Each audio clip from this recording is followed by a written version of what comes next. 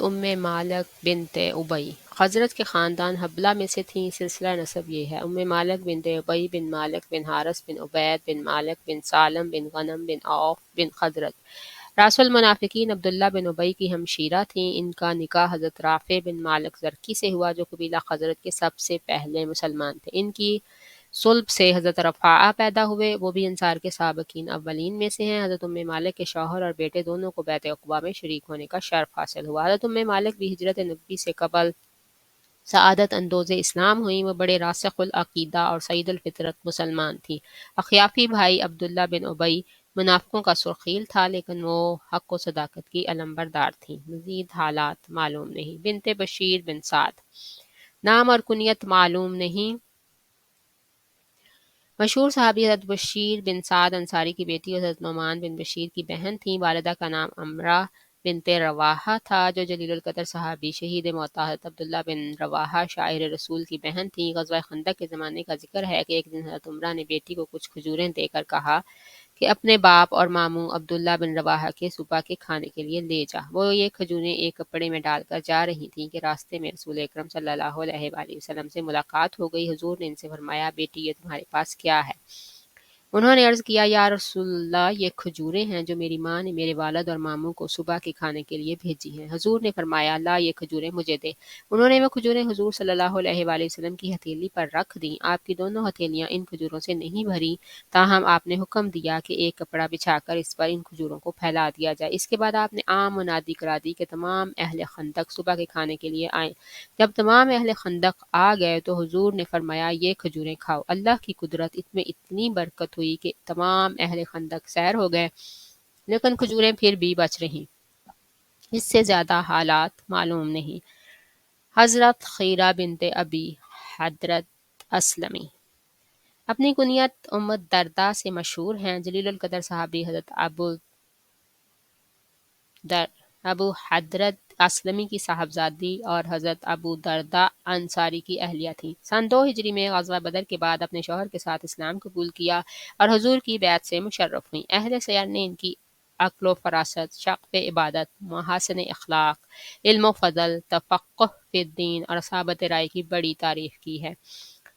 ادب المفرد میں ہے کہ ایک شخص کی بیوی بیمار تھیں، وہ حضرت ام الدرداء کے پاس آئیں۔ انہوں نے گھر کا حال پوچھا تو کہا کہ اہلیہ بیمار ہے۔ حضرت ام الدرداء نے ان کو بٹھا کر کھانا کھلایا اور جب تک ان کی بیوی بیمار رہیں حال پوچھتی اور کھانا کھلاتی رہیں۔ ایک بار حضرت ام الدرداء نے ایک صاحب رسول کی علادت کی خبر سنی تو اسی وقت اونٹ پر سوار ہو کر ان کے ہاں تشریف لے گئیں اور ان کی عیادت کی۔ ایک بار عبد الملک بن مروان اموی نے رات کو اپنے خادم کو آواز دی، اس نے آنے میں دیر لگائی تو عبد الملک نے اس پر لعنت بھیجی۔ حضرت ام الدرداء اس کے محل میں تھیں۔ صبح ہوئی تو عبد الملک سے کہا: تم نے رات اپنے خادم پر لعنت بھیجی، حالانکہ رسول اللہ صلی اللہ علیہ وسلم نے فرمایا ہے کہ لعنت بھیجنے والے قیامت کے دن شفعاء یا شہداء نہ ہوں گے۔ حضرت ام الدرداء نے رسول اکرم صلی اللہ علیہ وآلہ وسلم اور اپنے شوہر حضرت ابو درداء سے چند حدیثیں روایت کی ہیں۔ حضرت عثمان ذو النورین کے عہد خلافت میں حضرت ابو درداء کے سامنے وفات پائی۔ یہ سن 3 ہجری کا واقعہ ہے۔ حضرت ابو درداء کی دوسری اہلیہ کی کنیت بھی ام الدرداء تھی، لیکن وہ صحابیہ نہیں تھیں۔ حضرت حبیبہ بنت خارجہ انصاریہ، خزرج کے خاندان اغر سے تھیں۔ سلسلہ نسب یہ ہے: حبیبہ بنت خارجہ بن زید بن ابی سہیل بن مالک بن عمرو القیس بن مالک اعز بن ثعلبہ بن قعب بن خزرج بن حارث بن خزرج اکبر۔ ان کے والد حضرت خارجہ بن زید کا شمار کبار صحابہ میں ہوتا ہے۔ بیعت عقبہ کبیرہ اور بدر میں شریک ہوئیں اور غزوہ احد میں مردانہ وار لڑتے ہوئے شہید ہوئے۔ ہجرت نبی کے بعد حضرت حبیبہ کا نکاح حضرت ابوبکر صدیق سے ہوا۔ ان کی صلب سے ایک صاحبزادی ام کلثوم پیدا ہوئی۔ حضرت حبیبہ کا قیام مدینہ منورہ سے کچھ فاصلے پر سخت میں تھا۔ حضرت ابوبکر صدیق ان سے ملنے وہیں جایا کرتے تھے۔ جس دن سرور عالم صلی اللہ علیہ وسلم نے وصال فرمایا، حضرت ابوبکر صدیق حضور سے اجازت لے کر حضرت حبیبہ کے ہاں سخت گئے ہوئے تھے۔ وہیں حضور کی رحلت کی ہوش ربا خبر سنی اور گھوڑے پر سوار ہو کر فوراً مدینہ منورہ پہنچے۔ حضرت حبیبہ کے مزید حالات معلوم نہیں ہیں۔ حضرت ام بردہ خولہ انصاریہ، بعض روایتوں میں ان کے والد کا نام منذر بن زید انصاری اور بعض میں زید انصاری آیا ہے۔ ان کا نکاح حضرت برا بن اوس انصاری سے ہوا۔ ایک روایت میں ہے کہ انہوں نے حضور کے صاحبزادے حضرت ابراہیم کو دودھ پلایا۔ اس کے عوض حضور نے انہیں ایک نخلستان کا قطع مرحمت فرمایا، لیکن صحیح بخاری میں حضرت انس کی روایت کے مطابق حضرت ابراہیم کو دودھ پلانے کی سعادت حضرت ام سیف کو نصیب ہوئی۔ قاضی ایاز نے لکھا ہے کہ ام سیف اور ام بردہ ایک ہی ہیں، لیکن علامہ شبلی نعمانی نے سیرت النبی میں لکھا ہے کہ قاضی ایاز کی تعویل اگرچہ کچھ مستبد نہیں، مگر ام بردہ کے شوہر برا بن اوس ابو سیف کی کنیت سے مشہور نہیں۔ مزید حالات معلوم نہیں ہوئے۔ حضرت خولہ بنت قیس مدینہ منورہ کی رہنے والی تھیں اور خزرج کے خاندان بنو نجار سے تھیں۔ ان کا نکاح زمانہ جاہلیت میں امی رسول حضرت حمزہ بن عبد المطلب سے ہوا، اس لحاظ سے حضور کی چچی تھیں۔ حضرت حمزہ نے سن 6 بعد بعثت میں اسلام قبول کیا۔ خیال یہ ہے کہ وہ بھی ان کے ساتھ ہی شرف ایمان سے بہرہور ہوئیں اور پھر چند سال بعد ان کے ساتھ ہی ہجرت کر کے مدینہ آ گئیں۔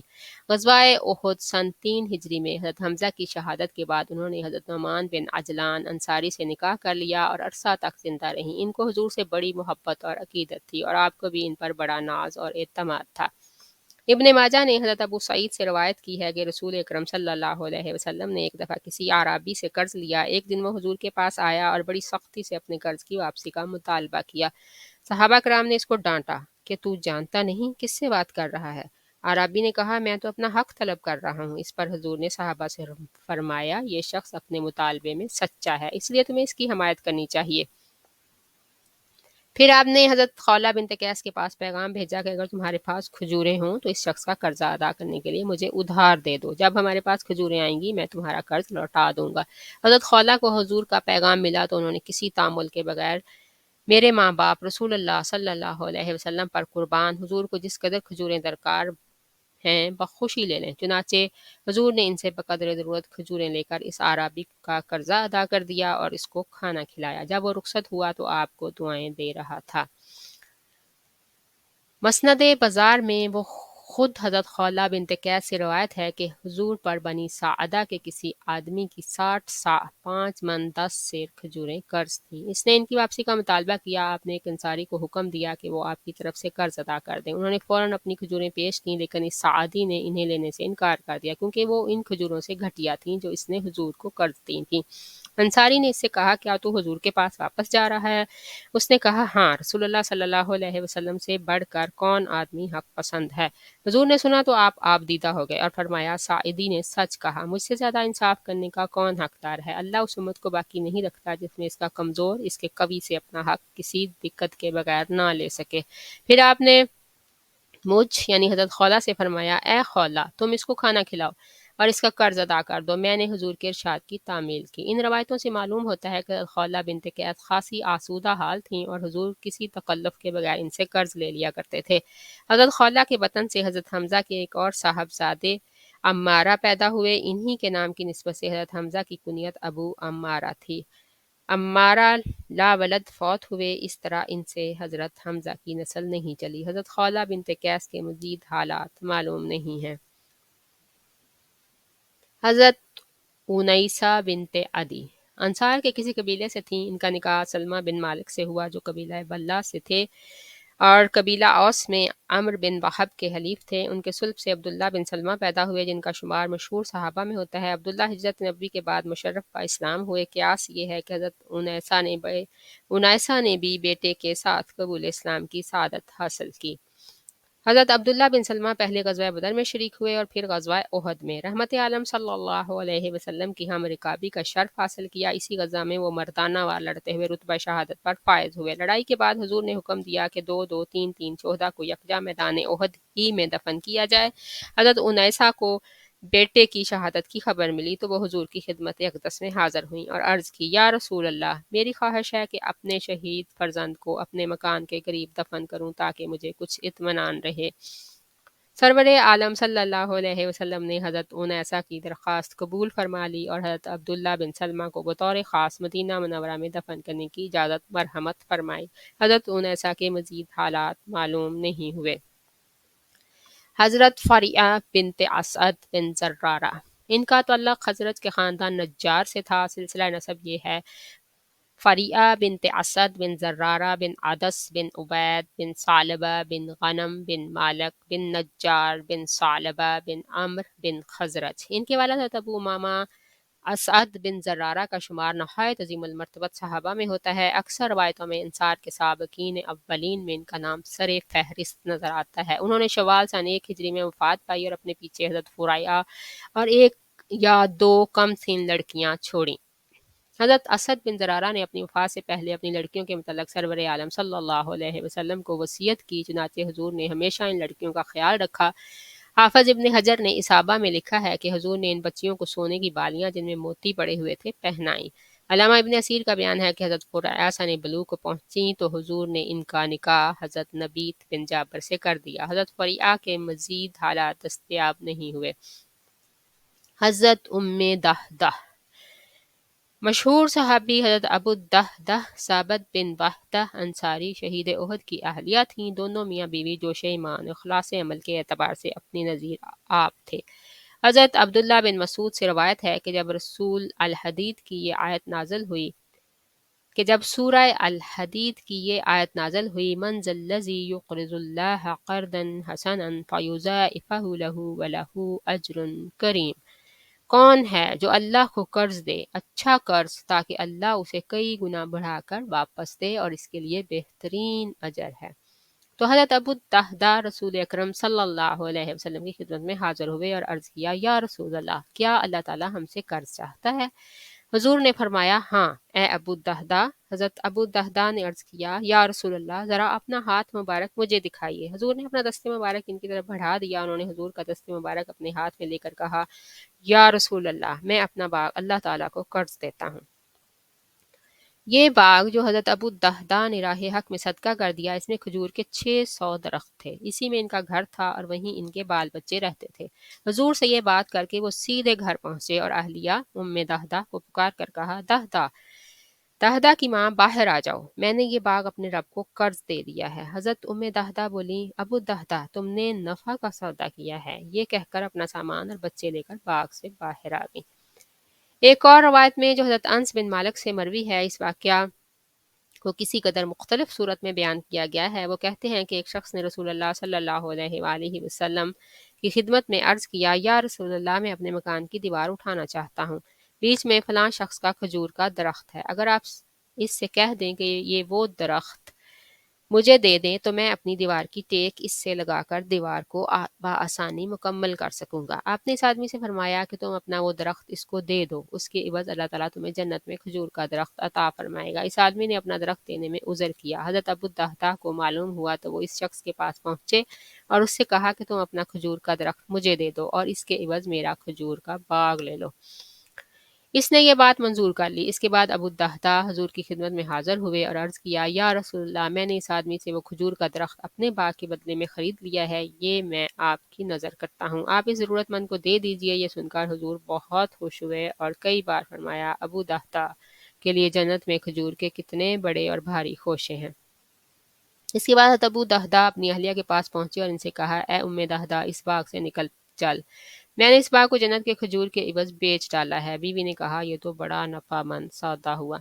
حضرت ام دہدہ کے مزید حالات معلوم نہیں ہیں، صرف اتنا پتہ چلتا ہے کہ حضرت ابو دہدہ نے صلح حدیبیہ کے بعد وفات پائی تو اپنے پیچھے کوئی اولاد نہ چھوڑی۔ غالباً ام دہدہ بھی ان کی زندگی میں وفات پا چکی تھیں، کیونکہ حضور نے حضرت ابو دہدہ کا ترکہ ان کے بھانجے حضرت ابو لبابہ انصاری کو دیا۔ اسود الغابہ ابن اسیر۔ حضرت ربیع بنت نضر، ان کا تعلق انصار کے معزز ترین خاندان بنو نجار سے تھا۔ سلسلہ نسب یہ ہے، ربیع بنت نضر بن زمزم بن زید بن حرام بن جندب بن عامر بن غنم بن عدی بن نجار۔ جلیل القدر صحابی حضرت انس بن نضر شہید احد ان کے حقیقی بھائی اور خادم رسول صلی اللہ علیہ وسلم حضرت انس بن مالک ان کے حقیقی بھتیجے تھے۔ ان کا نکاح اپنے ہی خاندان کے ایک شخص سراقہ بن حارث سے ہوا۔ ان کے صلب سے ایک صاحبزادے حارثہ پیدا ہوئے۔ سراقہ حضرت نبی سے پہلے ہی وفات پا گئے اور شرف اسلام سے بہرہ ور نہ ہو سکے۔ البتہ حضرت ربیع اور ان کے فرزند हारसा ने हिजरत नबी से कुछ अरसा कबल या हिजरत के फ़ौरन बाद कबूल इस्लाम की सआदत हासिल की। हज़रत रुबई ने नहायत दिलसोजी के साथ अपने यतीम फर्जंद की परवरिश की और इनको बाप की कमी महसूस ना होने दी। हारसा अपनी माँ के नहायत फरमाबरदार और खिदमत गुजार थे और माँ भी इनसे वालेहाना मोहब्बत करती थी। सन 2 हिजरी में नबी अकरम सल्लल्लाहु अलैहि वसल्लम ग़ज़वा बदर के लिए तशरीफ़ ले गए तो हारसा भी घोड़े पर सवार हुजूर के हमरिकाब थे। मैदान कारज़ार में लबे हौज पानी पीने के लिए खड़े थे कि एक मुशरक हिब्बान बिन अल अर्का ने ताक कर एक तीर इनकी तरफ चलाया जो इनके गले में पैवस्त हो गया और इसी के सदमा से जाम शहादत नोश करके खुल्दे बरी में पहुंच गए। हज़रत हादसा की शहादत की खबर सुनकर हज़रत रुबई को सख्त सदमा पहुंचा, लेकिन उन्होंने बड़े सब्र इस्तक़लाल से काम लिया। जब सरवर आलम सल्लल्लाहु अलैहि वसल्लम ने बदर से मदीना मुनव्वरा को मुराजात फरमाई तो उन्होंने बारगाह रिसालत में हाजिर होकर अर्ज़ किया, या रसूल अल्लाह, हादसा मेरा नहायत अतात गुजार और महबूब फर्जंद था। इसकी जुदाई का जिस कदर सदमा मेरे दिल पर है इसको आप खूब जानते हैं। मैंने चाहा था कि इसके गम में गिरियावजारी करूं, लेकिन फिर सोचा कि जब तक आपसे ये बात ना पूछ लूं कि हादसा अब किस हाल में है, खामोश रहूंगी। अगर वो जन्नत में है तो सब्र करूंगी और अगर वो जहन्नम में है तो अल्लाह देखेगा कि मैं इसके गम में अपना क्या हाल करती हूँ।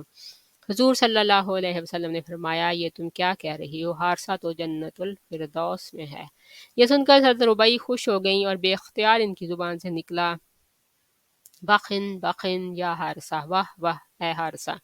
इसके बाद उन्होंने अर्ज़ किया, या रसूल अल्लाह, अब मैं हारसा के लिए कभी ना रहूंगी। सही बुखारी में है कि एक दफ़ा हज़रत रुबई के हाथ से एक अंसारी लड़की का दांत टूट गया। इनके अहले ख़ानदान ने किसास का मुतालबा किया। हुजूर ने इनके हक़ में फ़ैसला सादर फरमाया कि दांत के बदले दांत और जान के बदले जान ही खुदाई कानून है। हज़रत रुबई के भाई हज़रत अंस बिन नज़र भी इस मौका पर हाजिर थे। उन्होंने बहन की मोहब्बत के जोश में फरमाया, खुदा की कसम, रुबई का दांत ना तोड़ा जाएगा। हुजूर ने फरमाया, भाई खुदा का हुक्म यही है। हाँ, अगर मुद्दई दैयत कबूल कर ले तो किसास टल सकता है। खुदा की कुदरत मजरूब लड़की के मुतल्लकीन दैयत लेने पर राजी हो गए और हज़रत रुबई किसास से बच गए। इस मौका पर हुजूर ने फरमाया, अल्लाह के बाज़ नेक बंदे ऐसे हैं कि जब किसी बात पर कसम खा बैठते हैं तो अल्लाह इनकी कसम पूरी कर देता है। हज़रत रुबई के मज़ीद हालात मालूम नहीं हुए। हज़रत बरीरा उम्मुल मोमिनीन हज़रत आयशा सिद्दीक़ा की आज़ाद करदा कनीज़ थीं। इनके शर्फ़ इस्लाम और सहाबियत पर सब अहले सैर को इत्तफ़ाक़ है। बयान किया जाता है कि उम्मुल मोमिनीन की खिदमत में आने से पहले वो जिस शख्स की लौंडी थी, इससे उन्होंने तय किया कि वो 9 या 5 औक़िया सोना सालाना किस्तों में अदा करने के बाद आज़ाद हो जाएंगी, लेकिन फिर इन्हें इतना तवील अरसा गुलामी में गुजारना गवारा ना हुआ। एक दिन उम्मुल मोमिनीन आयशा सिद्दीक़ा की खिदमत में हाजिर होकर अर्ज़ की कि मेरी मदद कीजिए और अपनी कनीज़ बना लीजिए। उम्मुल मोमिनीन ने ज़र मकातबत की पूरी रकम यकमुश्त देने का वादा फरमाया। इनके आका से दरियाफ्त किया गया तो वो उनको फ़रोख्त करने पर तो रजामंद हो गया, लेकिन अपना हक के वरासत बरकरार रखने पर मुज़िर हुआ। सरवर आलम सल्लल्लाहु अलैहि वसल्लम तक ये बात पहुंची तो आपने हज़रत आयशा सिद्दीक़ा से फरमाया कि वरासत का हक उसी शख्स को पहुंचता है जो किसी गुलाम या लौंडी को खरीद कर आज़ाद कर दे। एक रवायत में है कि इस मौका पर हुजूर ने लोगों को जमा किया और एक खुतबा दिया। इसमें अल्लाह ताला की हम्द व सना के बाद फरमाया कि बाज़ लोग ऐसी शर्तें करना चाहते हैं जो अल्लाह की किताब में नहीं हैं। याद रखो, जो शर्त अल्लाह की किताब में नहीं है वो बातिल है। अल्लाह का फैसला नहायत सच्चा है और इसकी शर्त नहायत पुख्ता है और हकीकत यह है कि वला गुलाम का वर्षा गुलाम आज़ाद करने वाले ही की होती है। चुनांचे हज़रत आयशा सिद्दीक़ा ने हज़रत बरीरा को खरीद कर आज़ाद कर दिया, लेकिन उन्होंने मोमिनीन की खिदमत ही में रहना पसंद किया। हज़रत आयशा सिद्दीक़ा के फैज़ सोहबत के साथ वो फिज़ान नबी से भी खूब बहरायाब हुई और मादन फजलो कलाम बन गई। और बाब सैर का बयान है कि तमाम मुसलमान जिनमें अकाबर सहाबा भी शामिल थे हज़रत बरीरा की बेहद ताज़ीम व तकरीम करते थे। मुस्नद अबी दाऊद में है कि हज़रत बरीरा की शादी हज़रत मुक़ीस से हुई जो एक हबशी गुलाम थे और सरवर आलम सल्लल्लाहु अलैहि वसल्लम के सहाबी थे। हज़रत बरीरा को किसी वजह से इनसे नफरत हो गई, आज़ाद हुई तो इनसे क़ता ताल्लुक़ करना चाहा।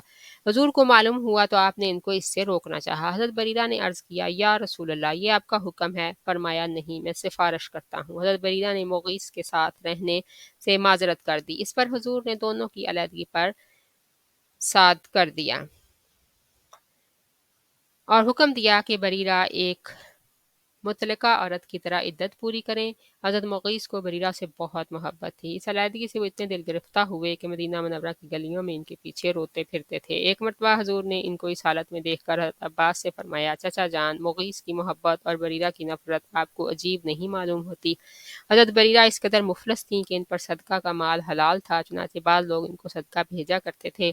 صحیح مسلم میں ہے کہ ان کے پاس جو کچھ صدقہ میں آتا تھا وہ ازواج مطہرات کو ہدیۃً دے دیا کرتی تھیں۔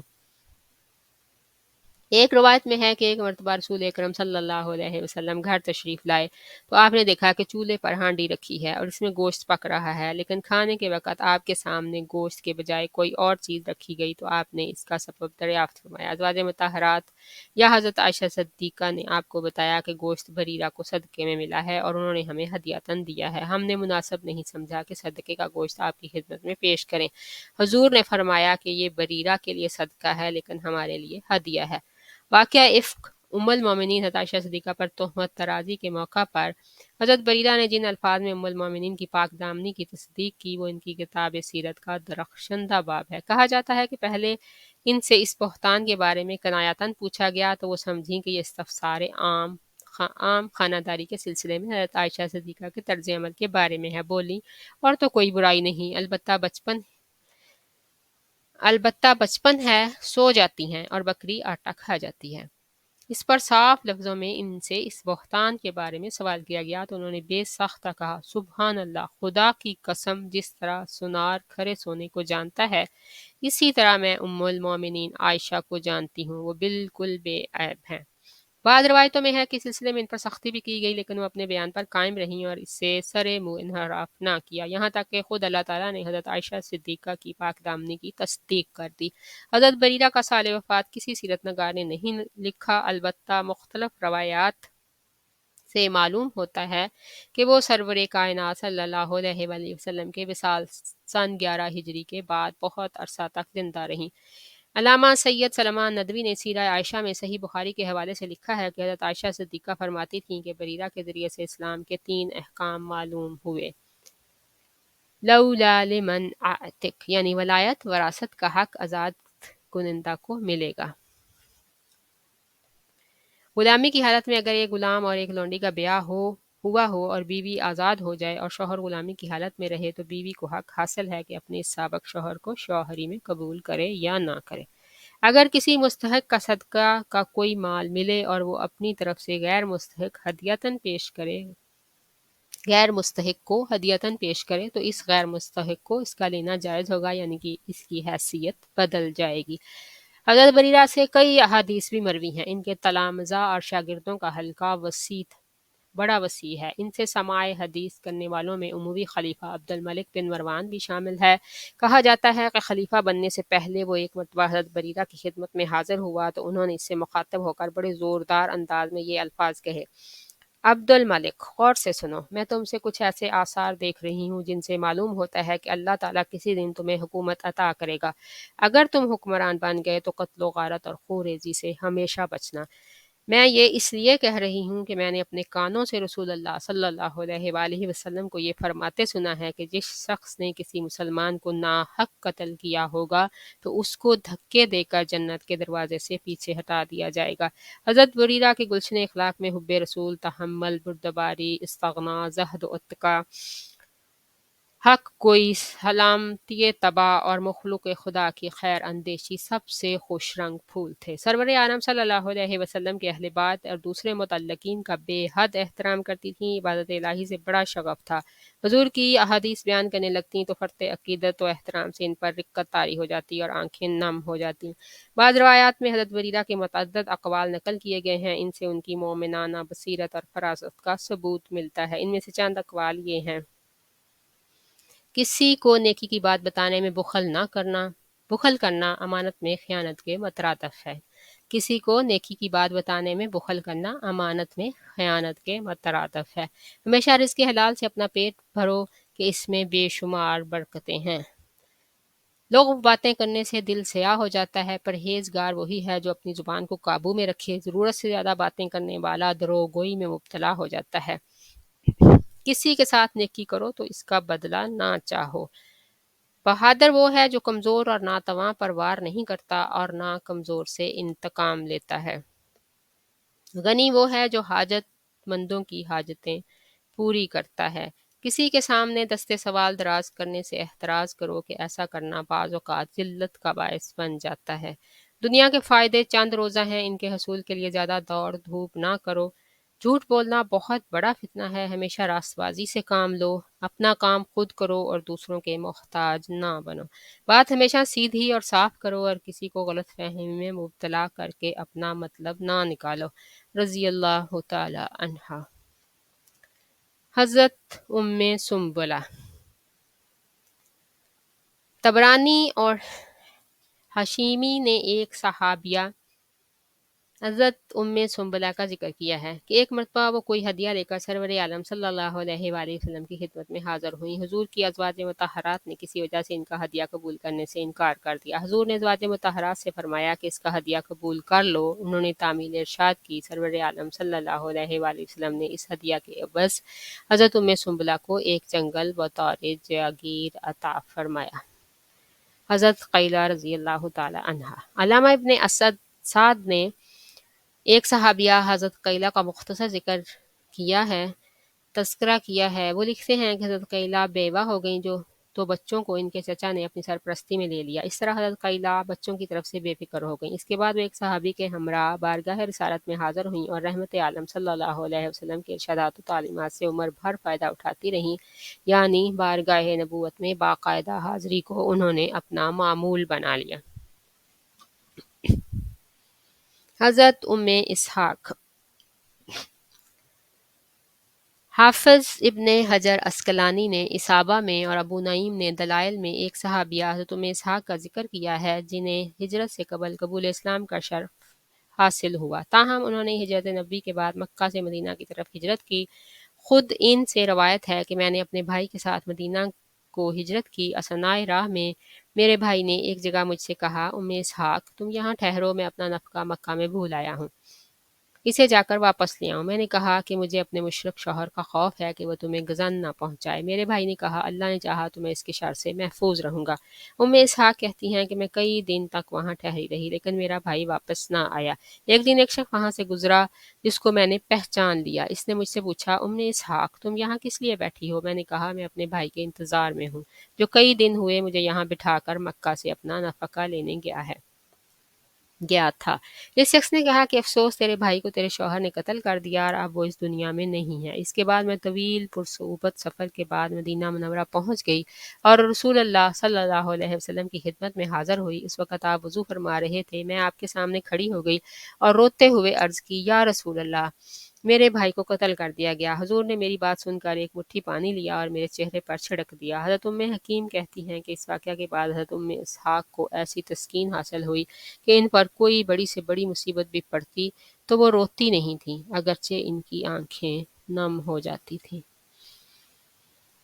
حضرت ام المنذر بنت قیس انصار کے کسی خاندان سے تھیں، سرور عالم صلی اللہ علیہ وسلم سے بڑی عقیدت اور محبت تھی، حضور کو بھی ان پر بہت اعتماد تھا۔ علامہ ابن سعد کا بیان ہے کہ غزوہ بنو قریظہ میں حضرت ریحانہ بھی اسیر ہو کر آئیں۔ حضور نے ان کو بڑی احتیاط کے ساتھ حضرت ام المنذر بنت قیس کے گھر میں ٹھہرایا۔ جب حضرت ریحانہ نے اسلام قبول کر لیا تو حضور نے انہیں آزاد کر کے اپنے حوالہ نکاح میں لے لیا، یا بروایت دیگر آپ نے انہیں اپنے ملک میں رکھا۔ بہر صورت اس کے بعد وہ حضرت ام المنذر کے گھر سے دار قیس بن فہد میں منتقل ہو گئیں۔ ابن ماجہ نے حضرت ام المنذر سے روایت کی ہے کہ نبی صلی اللہ علیہ وآلہ وسلم ہمارے ہاں تشریف لائے اور آپ کے ساتھ حضرت علی بھی تھے جو کسی بیماری سے اٹھے تھے، ابھی کمزور تھے۔ ہمارے یہاں کھجور کے خوشے لٹک رہے تھے اور رسول اللہ صلی اللہ علیہ وآلہ وسلم ان میں سے تناول فرما رہے تھے۔ حضرت علی نے ان کی طرف ہاتھ بڑھایا تو آپ نے فرمایا، علی ٹھہرو، تم ابھی ناتواں ہو۔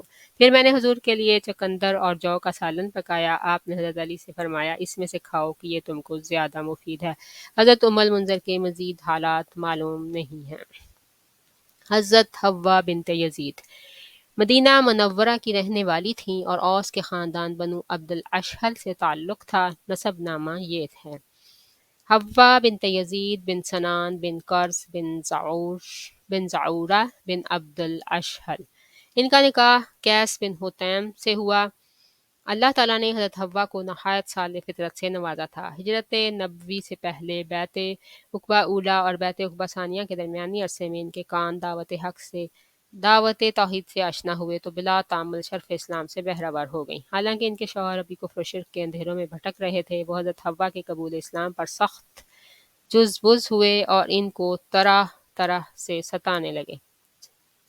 نماز پڑھنا چاہتیں تو اس سے روکتے، سجدہ کرنے لگتیں تو گرا دیتے، یہاں تک کہ زد و کوب سے بھی گریز نہیں کرتے تھے۔ حضور کو مدینہ کے بعض اہل حق کے ذریعہ حضرت حوا کی مظلومی کا حال معلوم ہوا تو آپ بہت آزردہ خاطر ہوئے۔ اتفاق سے اسی زمانے میں قیس کسی ضرورت سے مکہ آئے۔ حضور نے ان کو اسلام کی دعوت دی۔ انہوں نے یہ کہہ کر مہلت چاہی کہ ابھی میں آپ کی دعوت پر غور کرنا چاہتا ہوں۔ حضور نے فرمایا بے شک تم خوب غور کر لو، لیکن اپنی بیوی پر اسلام لانے کی وجہ سے ظلم نہ کرو اور اس سے اچھا سلوک کرو۔ قیس نے وعدہ کیا کہ اب میں حوا کو نہیں ستاؤں گا۔ مدینہ پہنچ کر انہوں نے اپنا وعدہ پورا کیا اور حوا سے اچھا سلوک کرنے لگے۔ حضور کو معلوم ہوا تو آپ نے قیس کی وعدہ افائی پر مسرت کا اظہار فرمایا۔ قیاس یہ ہے کہ قیس بھی بعد میں مشرف اسلام ہو گئے۔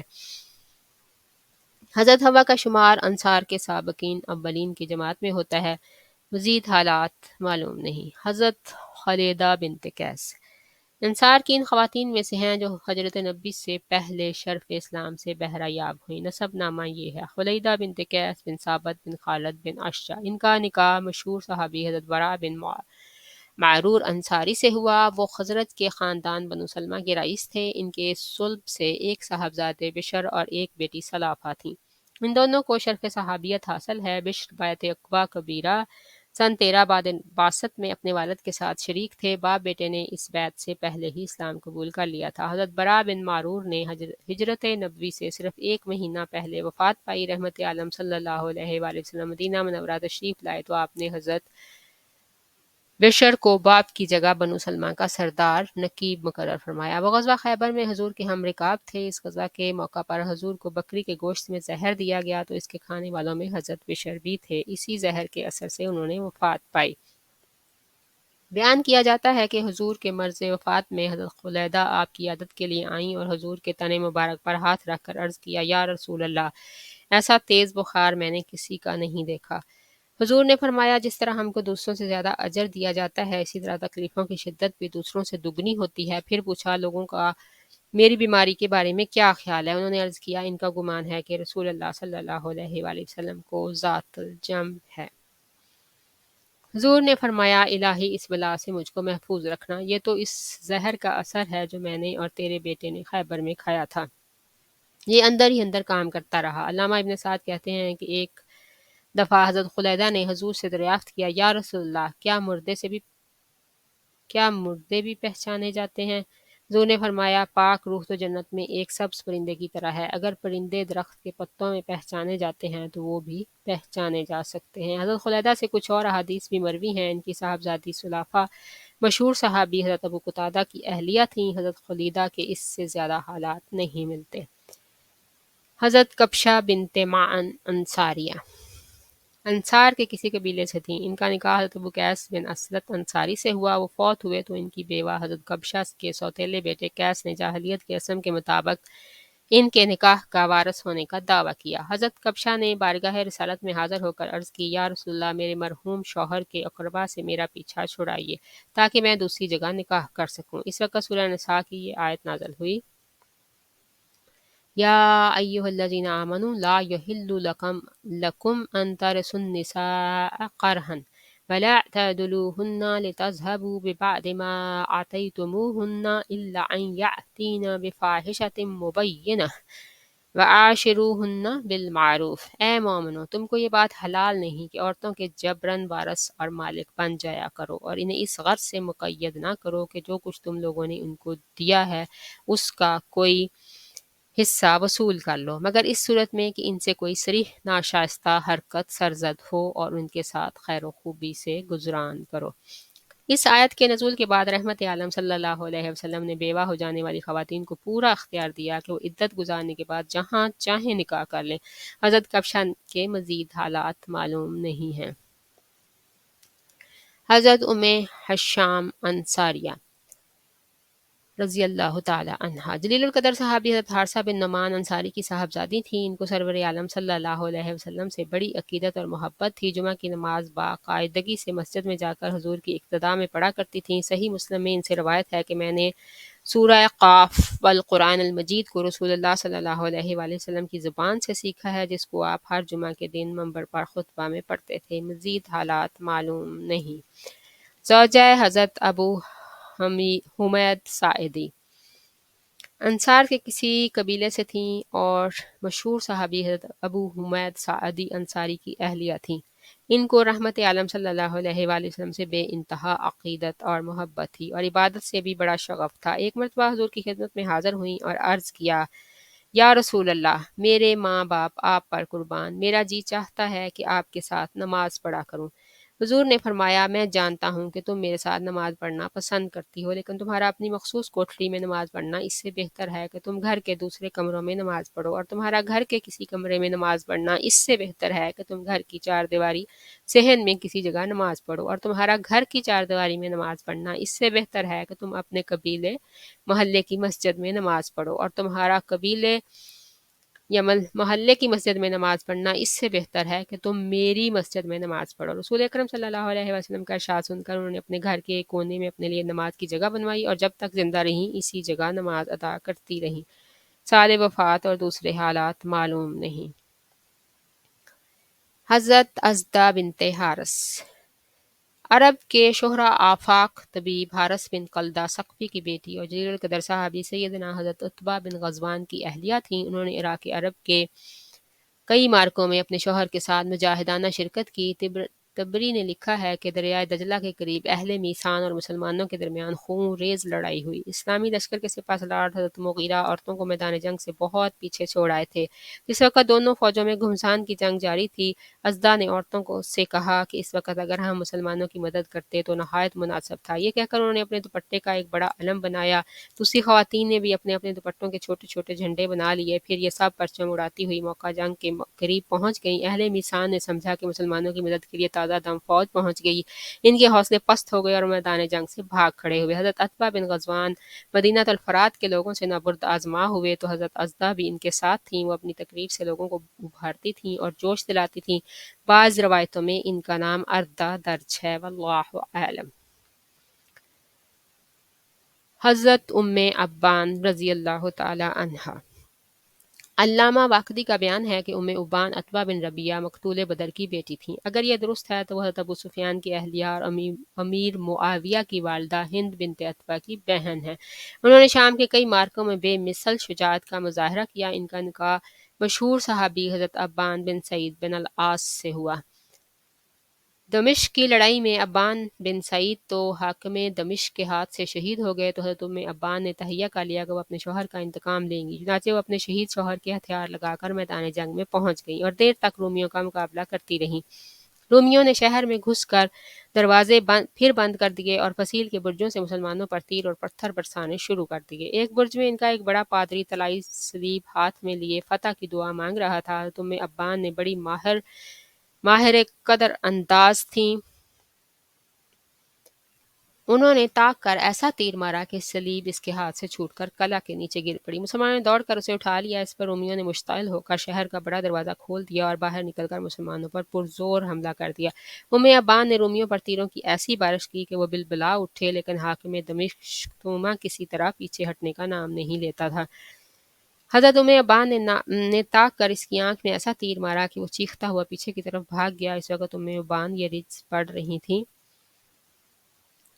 ام ابان تو اپنا انتقام لے، ان پر پے در پے حملے کیے جا، رومی تیرے تیروں سے چیخ اٹھے۔ حضرت ام ابان نے جنگ شہور اور جنگ انطاکیہ وغیرہ میں بھی اس طرح کے محیر العقول کارنامے انجام دیے۔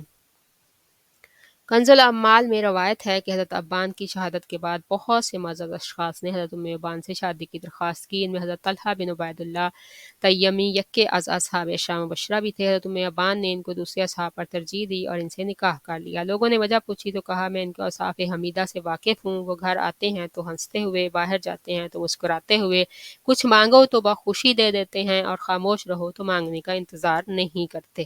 اگر کوئی کام کرو تو شکر گزار ہوتے ہیں اور خطا ہو جائے تو معاف کر دیتے ہیں۔ سال وفات اور مزید حالات معلوم نہیں۔ حضرت مستہ رضی اللہ تعالیٰ عنہ، ان کا نام سلمہ بنت ابی رحم تھا، مشہور صحابی حضرت مستہ بن اساسہ کی والدہ اور حضرت ابوبکر صدیق کی قریبی رشتہ دار تھیں۔ اہل سیر نے یہ تصریح نہیں کی کہ ان کا سیدنا صدیق اکبر سے کیا رشتہ تھا۔ بعض نے لکھا ہے کہ وہ ان کی خالہ تھیں اور بعض نے یہ خیال ظاہر کیا ہے کہ وہ صدیق اکبر کی خالہ زاد بہن تھیں۔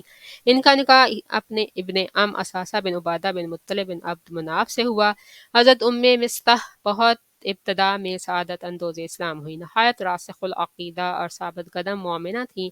واقعہ افک میں منافقین نے جب ام المومنین حضرت عائشہ صدیقہ پر بہتان باندھا تو بعض سادہ مسلمان بھی ان کے دامے فریب میں آ گئے، ان میں حضرت مستح بھی شامل تھے۔ غزوہ بنو مستلق سے واپس آ کر جب انہوں نے یہ واقعہ اپنی ماں سے بیان کیا تو وہ سخت غضبناک ہوئیں اور بیٹے کو بہت برا بھلا کہا۔ انہی دنوں ایک شب حضرت مستح ام المومنین کے ساتھ قضائے حاجت کے لیے آبادی سے باہر جا رہی تھیں کہ راستے میں کسی چیز سے ٹھوکر لگی۔ ان کا دل بیٹے کی طرف سے دکھا ہوا تھا، بے اختیار منہ سے مستح کے لیے بد دعا نکلی۔ ام المومنین نے فرمایا، اماں، آپ کا فرزند بدری صحابی ہے، آپ اس کو بد دعا دیتی ہیں؟ مستح نے کہا، خدا اسے غارت کرے، وہ لوگوں کی افطرا پردازی میں شریک ہو گیا ہے۔ اس کے بعد تمام واقعہ حضرت عائشہ صدیقہ کو سنایا، وہ سکتے میں آ گئیں۔ جب اللہ تعالیٰ نے ان کی برات کی اور پاک دامنی کی تصدیق کی تو حضرت ابوبکر حضرت مستح سے بہت قبیدہ خاطر ہوئے، کیونکہ وہ نہ صرف قریبی عزیز تھے بلکہ صدیق اکبر ان کو مالی امداد بھی دیا کرتے تھے۔ اس کے باوجود منافقین کے بہکاوے میں آگے تھے۔ اسی ناراضی کے سبب حضرت صدیق اکبر نے ان کی امداد روک دی۔ اس پر بارگاہ الہی سے یہ حکم نازل ہوا، تم میں سے جو لوگ صاحب فضل اور صاحب مقتدر ہیں وہ قرابت داروں، مسکینوں اور مہاجرین فی سبیل اللہ کو مدد نہ دینے کی قسم نہ کھائیں، اور چاہیے کہ معاف کر دیں اور درگزر کریں۔ اس حکم کے نازل ہونے پر حضرت ابوبکر صدیق نے ان کی امداد بحال کر دی، تاہم اللہ کے حکم کے مطابق حضرت مستح پر حد جاری ہوئی۔ اگر مستح اپنے فرزند کا لحاظ کرتیں تو وہ بچ سکتے تھے، لیکن انہوں نے ہر قسم کے نتائج و عواقب سے بے پرواہ ہو کر حق گوئی سے کام لیا۔ حضرت ہند بنت عمرو بن حرام انصاریہ، ان کا تعلق حضرت کی شاخ بنو سلیمہ سے تھا۔ نسب نامہ یہ ہے: ہند بنت عمرو بن حرام بن ثعلبہ بن حرام بن کعب بن انم بن سلمہ بن علی بن اسد بن ساردہ بن یزید بن حبشم اور جشم بن خزرج۔ حضرت ہند کی شادی سید الانصار حضرت عمرو بن جموح سے ہوئی۔ ان کا شمار انصار کے جلیل القدر صحابہ میں ہوتا ہے، لیکن حضرت ہند کو تقدم فی الاسلام میں ان پر فضیلت حاصل ہے۔ حضرت عمرو بن جموح حضرت نبی کے بعد غزوہ بدر سے کچھ عرصہ پہلے سعادت اندوز اسلام ہوئے، جبکہ ان کے فرزند حضرت معاذ اور اہلیہ حضرت ہند نے ہجرت نبوی سے پہلے اسلام قبول کیا۔ حضرت معاذ بن عمرو بن جموح کو بیعت عقبہ کبیرہ سن 13 ہجری بعد بعثت میں بھی شریک ہونے کا شرف حاصل ہوا۔ حضرت ہند بڑی راسخ العقیدہ مسلمان تھیں اور ان کو سرور عالم صلی اللہ علیہ وآلہ وسلم سے بے پناہ محبت اور عقیدت تھی۔ سن 3 ہجری میں غزوہ بدر کے موقع پر انہوں نے صبر و استقامت، جوش ایمان، حب رسول کا ایسا تحیر خیز مظاہرہ کیا کہ تاریخ میں شاذ و نادر ہی اس کی کوئی مثال ملتی ہے۔ غزوہ احد میں حضرت ہند کے شوہر حضرت عمر بن جموح، فرزند حضرت خلاد بن عمر اور بھائی حضرت عبداللہ بن عمر بن حرام، تینوں نے مردانہ وار لڑ کر شہادت پائی۔ حضرت ہند نے شوہر، فرزند اور بھائی کی شہادت کی خبر سنی تو کسی غم و اندوہ کا مظاہرہ کرنے کی بجائے لوگوں سے پوچھا، مجھے یہ بتاؤ کہ رسول اللہ صلی اللہ علیہ وآلہ وسلم کا کیا حال ہے؟ خدا نخواستہ ان کو تو کوئی چشم زخم نہیں پہنچا۔ جب لوگوں نے بتایا کہ خدا کے فضل سے حضور بخیریت ہیں تو ان کا چہرہ کھل اٹھا۔ کشاں کشاں میدان جنگ کی طرف روانہ ہوئیں۔ جب سرور عالم صلی اللہ علیہ وآلہ وسلم کو دیکھا تو بے اختیار عرض کی، کل مصیبت بعدک حلل، آپ سلامت ہیں تو سب مصیبتیں ہیچ ہیں۔ ایک روایت میں ہے کہ حضرت ہند ایک اونٹ اپنے ساتھ لے گئی تھیں۔ ان پر اپنے شوہر، فرزند اور بھائی کی لاشیں لاد کر مدینہ کی طرف روانہ ہوئیں۔ راستے میں ام المومنین حضرت عائشہ صدیقہ ملیں جو چند دوسری خواتین کے ہمراہ حضور کی خبر گیری کے لیے میدان احد کی طرف آ رہی تھیں۔ اس وقت تک آیت حجاب نازل نہیں ہوئی تھی۔ ام المومنین نے حضرت ہند سے حضور کی خیریت دریافت کی، انہوں نے کہا الحمدللہ حضور بخیریت ہیں، اور یہ لاشیں میرے شوہر، بھائی اور فرزند کی ہیں جنہوں نے لڑائی میں شہادت پائی۔ اتنے میں ان کا اونٹ زمین پر بیٹھ گیا۔ ہر چند اس کو ہانکا گیا لیکن اس نے مدینہ کی طرف قدم نہ اٹھایا۔ ام المومنین نے فرمایا شاید بوجھ زیادہ ہے۔ حضرت ہند نے عرض کیا نہیں ام المومنین، اس پر تو اس سے زیادہ بوجھ لادا جاتا ہے۔ بالآخر انہوں نے اونٹ کا رخ احد کی طرف کیا تو وہ فوراً چل پڑا۔ حضرت ہند تینوں شہیدوں کی لاشیں حضور کی خدمت میں لے گئیں۔ اس وقت آپ دوسرے شہیدوں کی لاشیں دفنا کر آ رہے تھے۔ آپ نے ہند سے پوچھا کیا ان میں سے کسی نے گھر سے چلتے وقت کچھ کہا تھا؟ حضرت ہند نے عرض کیا ہاں یا رسول اللہ، میرے شوہر عمرو بن جبو نے گھر سے چلتے وقت یہ دعا مانگی تھی کہ الہی مجھ کو شہادت نصیب فرمائیو اور مجھ کو نا امید اپنے اہل و عیال میں واپس نہ لائیو۔ اس کے بعد حضور نے تینوں شہیدوں کو احد کے گنج شہیداں میں اپنے سامنے دفن کرایا۔ حضرت ہند کے مزید حالات کتب سیر میں نہیں ملتے۔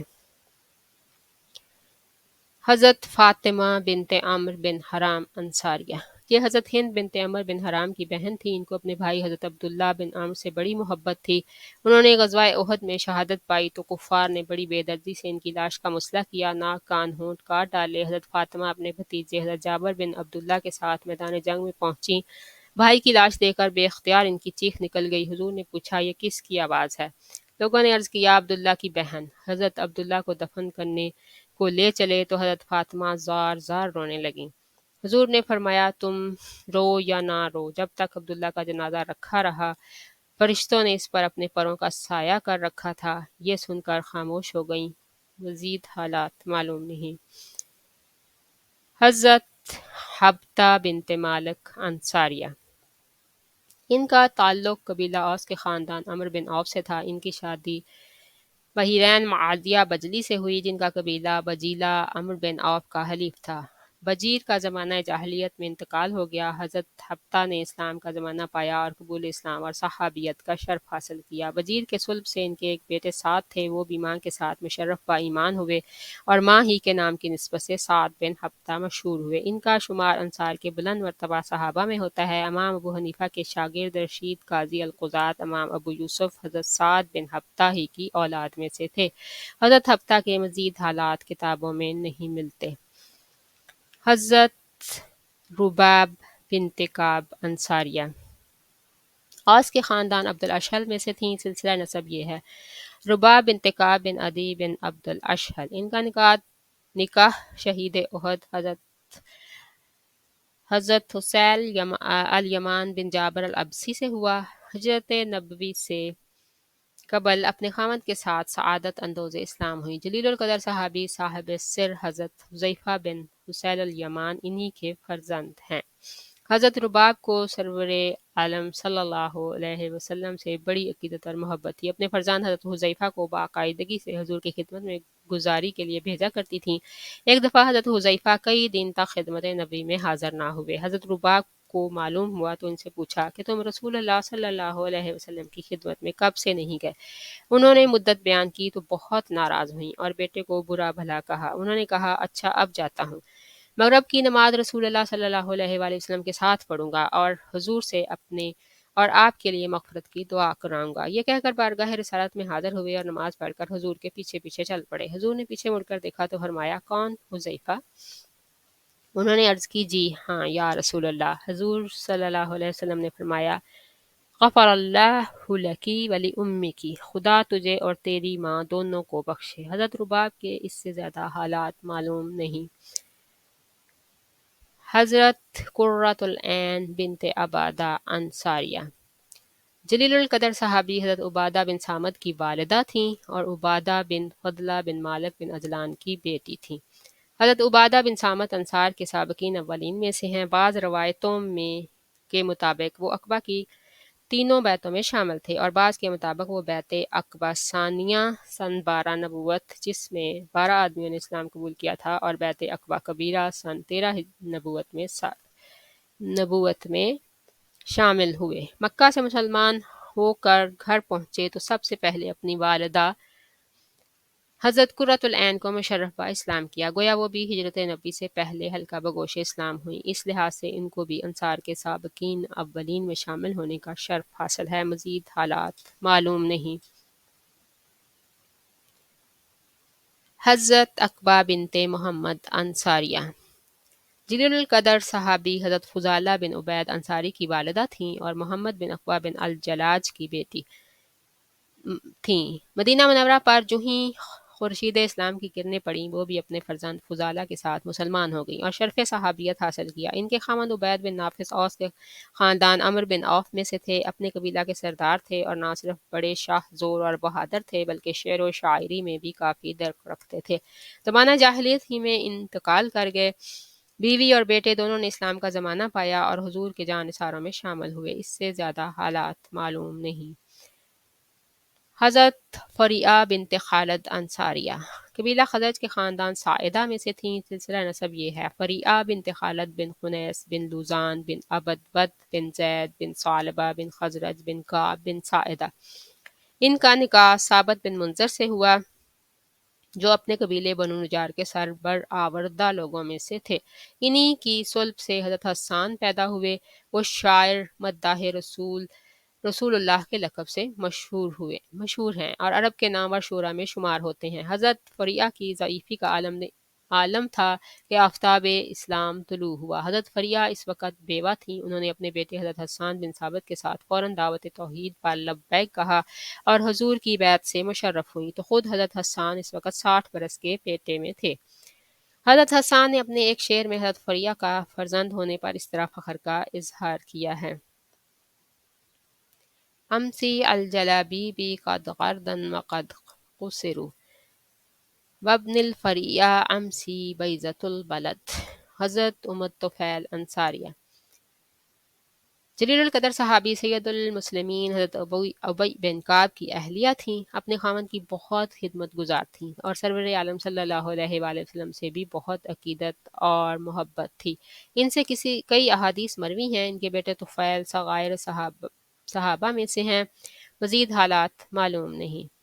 حضرت سہیلہ بنت مسعود انصاریہ جلیل القدر صحابی حضرت جابر بن عبداللہ کی اہلیہ تھی۔ ان کا تعلق انصار کے قبیلہ ظفر سے تھا۔ ان کے پہلے خاوند غزوہ احد سے پہلے فوت ہو گئے تھے۔ حضرت جابر کے والد حضرت عبداللہ بن عمرو بن حرام نے غزوہ احد میں شہادت پائی تو انہوں نے اپنے پیچھے حضرت جابر کے علاوہ 6 بروایت دیگر 9 یا 10 خردسال بیٹیاں چھوڑیں۔ ان کی نگہداشت اور مناسب غور و پرداخت کے لیے حضرت جابر نے سہیلہ بنت مسعود سے نکاح کر لیا۔ حضور کو معلوم ہوا تو آپ نے حضرت جابر سے فرمایا: جابر، تم نے ایک بیوہ سے نکاح کیا ہے، اگر کسی کنواری سے کرتے تو وہ تم سے چہل کرتی، تم مجھ سے چہل کرتے۔ انہوں نے عرض کیا: یا رسول اللہ، بہنیں کم سن تھیں، اس لیے ہوشیار عورت کی ضرورت تھی جو ان کے بال سنوارتی، جوئیں نکالتی، کپڑے سی کر پہناتی۔ غالباً حضرت جابر کی والدہ فوت ہو چکی تھیں۔ حضور نے فرمایا: تم نے ٹھیک کیا۔ حضرت سہیلہ کو حضور سے بے پناہ عقیدت اور محبت تھی۔ حضرت جابر کبھی حضور کی دعوت کرتے تو وہ بڑے ذوق و شوق سے کھانا تیار کرتی۔ نکاح کے کچھ عرصہ بعد حضرت جابر نے اپنے والد شہید کا قرض ادا کرنے کی خوشی میں حضور کی دعوت کی۔ حضور حضرت جابر کے گھر تشریف لے گئے۔ انہوں نے گوشت، خرما اور پانی پیش کیا۔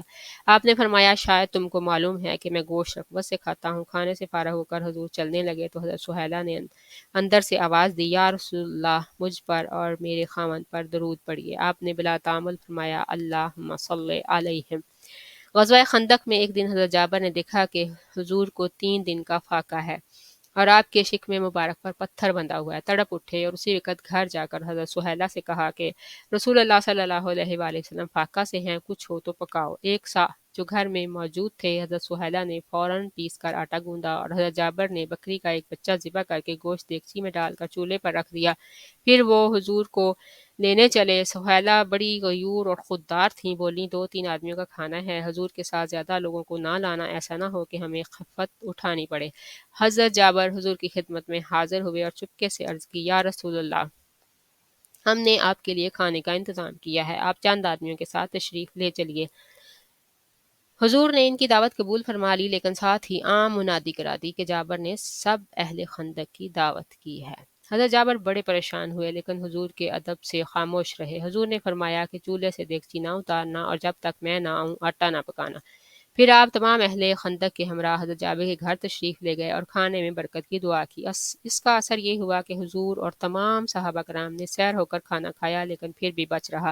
حضور نے حضرت سہیلہ سے فرمایا: یہ تم کھاؤ اور لوگوں کے یہاں بھیجو، کیونکہ لوگ بھوک میں مبتلا ہیں۔ مسند احمد حنبل میں ہے کہ ایک مرتبہ حضرت جابر نے حضور صلی اللہ علیہ وآلہ وسلم کی خدمت میں اعلیٰ قسم کے چھہارے جن میں گٹھلی نہ تھی پیش کیے۔ آپ نے دیکھ کر فرمایا میں سمجھا تھا گوشت ہے۔ حضرت جابر نے اسی وقت گھر جا کر بیوی سے کہا، انہوں نے فوراً بکری ذبح کر کے گوشت پکا دیا اور حضور کی خدمت میں پیش کیا۔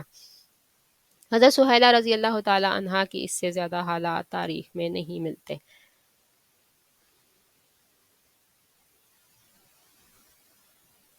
حضرت ملیکہ بنت مالک انصاریہ حضرت کے معزز ترین خاندان بنو نجار میں سے تھیں۔ سلسلہ نسب یہ ہے: ملیکہ بنت مالک بن عدی بن زید بن منات بن عدی بن عمرو بن مالک بن نجار، ان کا نکاح ملحان بن خالد نجاری سے ہوا۔ ان کی صلب سے حضرت ام سلیم حضرت ام حرام پیدا ہوئیں اور دونوں کا شمار نہایت عظیم المرتبت صحابیات میں ہوتا ہے۔ خادم رسول صلی اللہ علیہ وآلہ وسلم حضرت انس بن مالک حضرت ام سلیم کے فرزند تھے، اس لحاظ سے حضرت ملیکہ ان کی نانی تھی۔ خیال یہ ہے کہ انہوں نے ہجرت نبی سے کچھ عرصہ پہلے اپنی بیٹیوں کے ساتھ قبول اسلام کا شرف حاصل کیا۔ صحیح بخاری میں ہے کہ ایک مرتبہ حضرت ملیکہ نے رسول اکرم صلی اللہ علیہ وسلم کی دعوت کی اور خود کھانا تیار کیا۔ حضور نے کھانے سے فارغ ہو کر فرمایا، آؤ میں تم کو نماز پڑھاؤں۔ گھر میں صرف ایک بوسیدہ چٹائی تھی جس کا رنگ سیاہ پڑ چکا تھا۔ حضرت انس نے پہلے اس کو پانی سے دھویا اور پھر نماز کے لیے بچھایا۔ سید المرسلین صلی اللہ علیہ وآلہ وسلم نے امامت فرمائی۔ حضرت ملیکہ، حضرت انس اور یتیم غلام لڑکا صف باندھ کر کھڑے ہوئے۔ حضور نے 2 رکعت نماز ادا کی اور واپس تشریف لے گئے۔ سال وفات اور مزید حالات معلوم نہیں۔